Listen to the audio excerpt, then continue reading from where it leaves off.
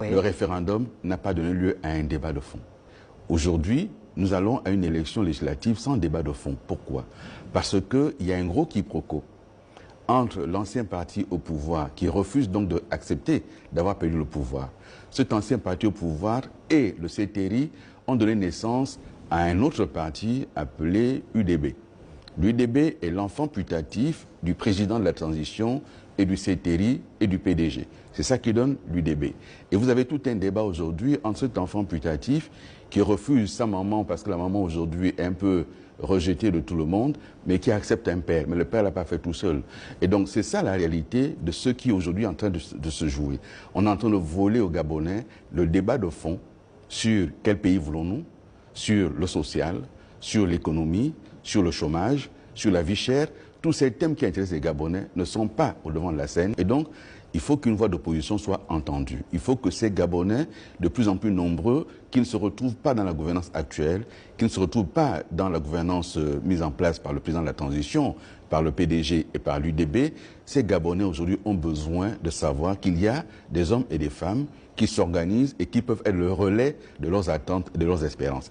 Le débat national, ce n'est pas un débat entre PDG et UDB. Ils n'ont qu'à régler leurs problèmes autour de leur chef. Ils ont un seul chef qui s'appelle Oligui Nguema. C'est par lui que le PDG existe, c'est par lui que l'UDB existe. Et quand j'entends des gens vous dire, au sein de l'UDB, dont des ministres, dire non, on ne veut pas du PDG, mais le PDG et l'UDB ont investi des candidats ensemble, dont des ministres qui sont investis et par le PDG et par l'UDB. Donc on trompe les Gabonais.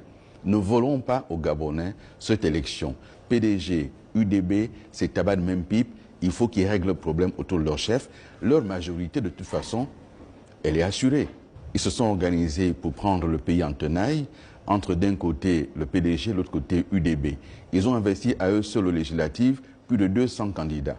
Plus de 200 candidats pour une élection législative, quand la somme des candidats d'opposition n'atteint pas la moitié, ça veut dire que la majorité est déjà acquise. Mais quelle majorité, pourquoi faire? Si c'est une majorité pour apporter le soutien au président, ce n'est pas ça le rôle du Parlement. C'est ce qui a été fait pendant 60 ans avec le Parti démocratique gabonais auquel j'ai appartenu.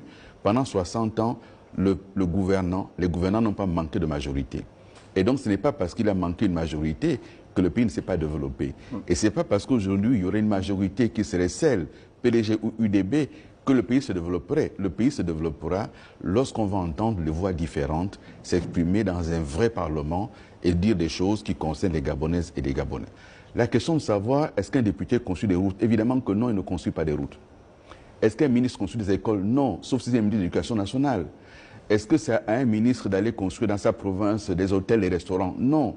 Et donc pourquoi nos compatriotes en sont à le penser? Parce que par le passé, le chef de l'État prenait des enveloppes et il disait à un ministre, à son copain, va construire chez toi.